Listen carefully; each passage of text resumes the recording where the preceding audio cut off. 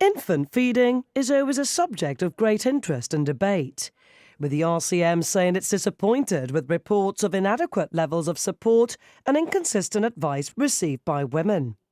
Speaking to GBC, GHA staff explain that in a bid to promote breastfeeding in the UK to increase rates, some establishments have been exclusively focusing on what's known as baby-friendly initiatives, overlooking support for some of the other options available, something that doesn't apply here.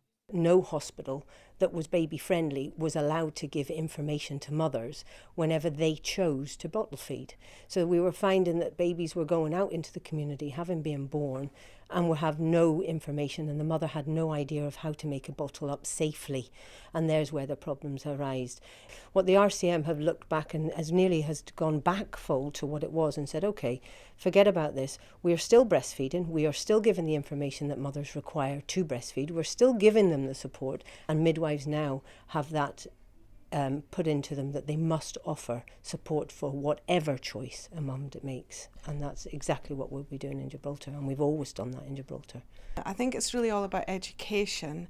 So I think in the antenatal period, if the woman is given information and support in order to make an informed choice, by the time the 9 months has gone past, most women have an idea really in their minds that they're either going to breast or bottle feed. And I think it's our role to support them in whatever choice it is that they want to feed their baby. And culturally, what would you say is the position on breastfeeding here in Gibraltar? Is this something that's actually changed over the last few decades? What I've seen in the last 13 years since I've been here is that people are more aware of breastfeeding, people are more accepting of breastfeeding.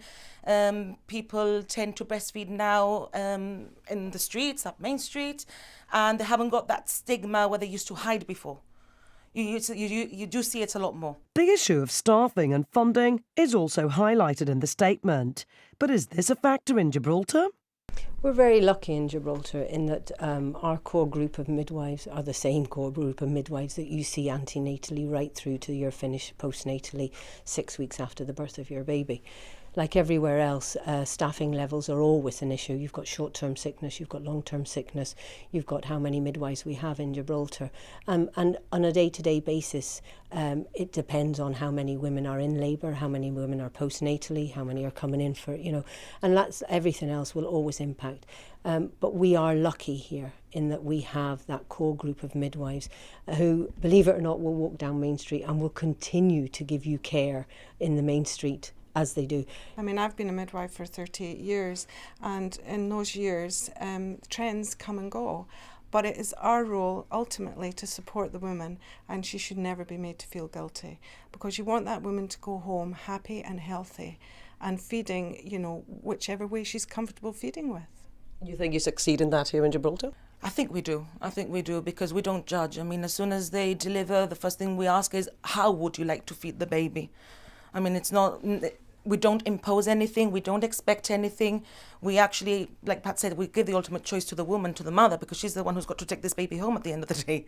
Exclusive breastfeeding for 6 months is still the recommended option, but the message is a clear one. It's all about promoting an informed choice, with breast or bottle or mixed feeding a woman's right.